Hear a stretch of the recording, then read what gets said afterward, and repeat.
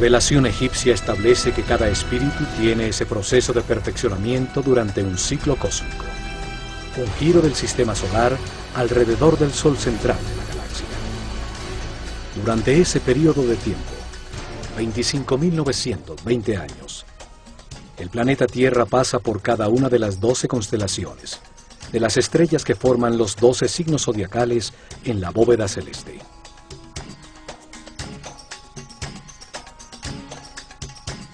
Esto sucede para que el espíritu reciba las distintas energías, las distintas fuerzas de las estrellas durante 12 eras de 2160 años, 12 ciclos que producen distintos procesos y estados.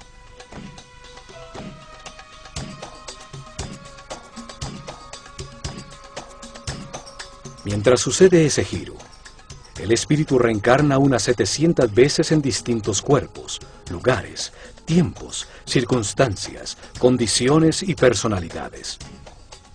En esas vidas, asciende del primero al séptimo nivel de conciencia.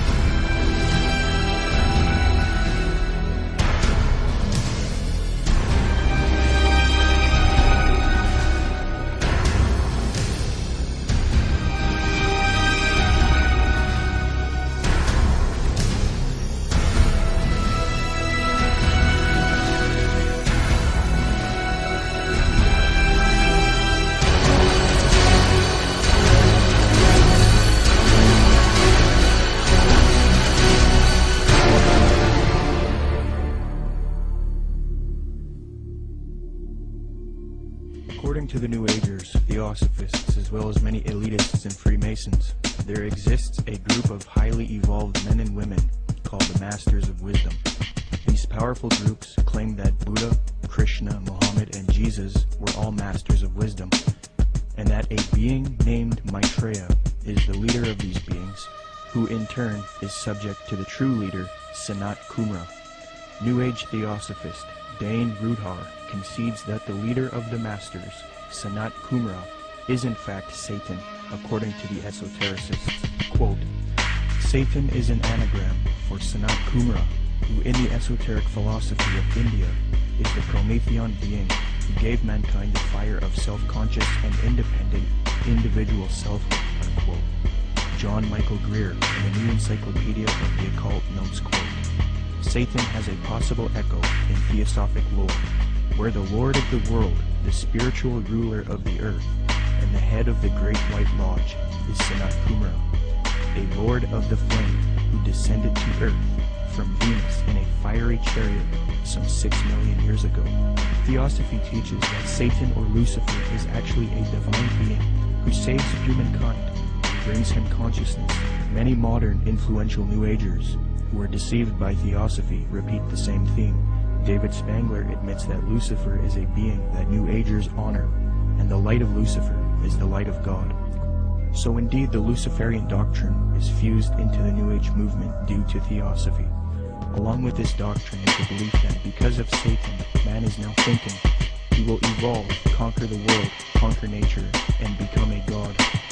In 1919, the theosophist Alice Bailey was supposedly contacted by one of these ascended masters, known as the Tibetan Dijwal Kul. From 1919 to 1949, Bailey would write 24 books, and according to her, she would do automatic writing, a new age way of channeling and letting the force write for you. Bailey would create Lucifer Publishing, which would distribute the works of Helena Blavatsky and the Theosophical Society. She would later change the name to Lucius Trust because Lucifer Publishing was too controversial. Lucius Trust evolved into a large New Age organization, and it is still active today. Lucius Trust is also directly associated with the United Nations. According to the United Nations International Geneva Yearbook 2009, quote, "The Lucius Trust is recognized by the United Nations as a non-governmental organization and is represented at regular briefing sessions at UN headquarters. The Lucius Trust is on the roster of the United Nations Economic and Social Council." Thus, Theosophy and the New Age are now fused into the United Nations, which gives a medium for the New Age agenda. The aim of corrupt organizations like Lucius Trust and the UN is to create a one-world government, New World Order, which is in accord with the supposed Age of Aquarius.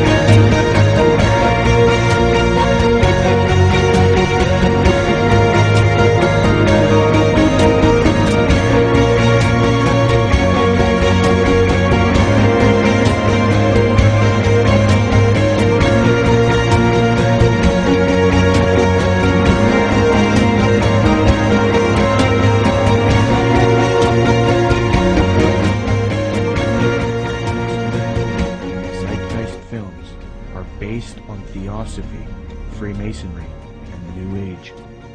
For those who are unfamiliar, in 2007, a man named Peter Joseph released a film called Zeitgeist. This film received millions of views on the internet and became very popular. Then in 2008, Zeitgeist Addendum, the sequel, came out. From there, Peter Joseph established the Zeitgeist movement. The first Zeitgeist film was divided into 3 sections. The second section was about 9/11 being an inside job. The third section was about the corruption of the Federal Reserve. I have no real issue with the last 2 sections. The first section of the film is what I have an issue with. Contained in this section is the modern belief system of the New Age movement, the Theosophical Society, and Freemasonry. It becomes quite clear that this film and movement, which has captivated so many truth seekers, is nothing more than the externalization of Theosophy, Freemasonry, and the New Age to the public. This is important because if it turns out that Zeitgeist is leading people into Theosophical and Freemasonic ideologies, it means that rather than standing against the New World Order, One World Government agenda, like the anti-New World Order movement is supposed to be doing, truth seekers are actually associating themselves with ideologies and organizations that are connected to the New World Order. Zeitgeist appealed to Acharya S. for this theory. These claims can be found in her book, The Christ Conspiracy. Interestingly, it was the founder of Theosophy, Helena Blavatsky, and the Marxist Theosophist Annie Besant who popularized these types of arguments and inserted them into the New Age movement. The three things that Zeitgeist adopts from Theosophy and Freemasonry with respect to theology are 1. The belief that the story of Jesus was copied from other religions. 2. That Jesus is a representation of the Son. And 3. That Jesus ushered in the age of Pisces.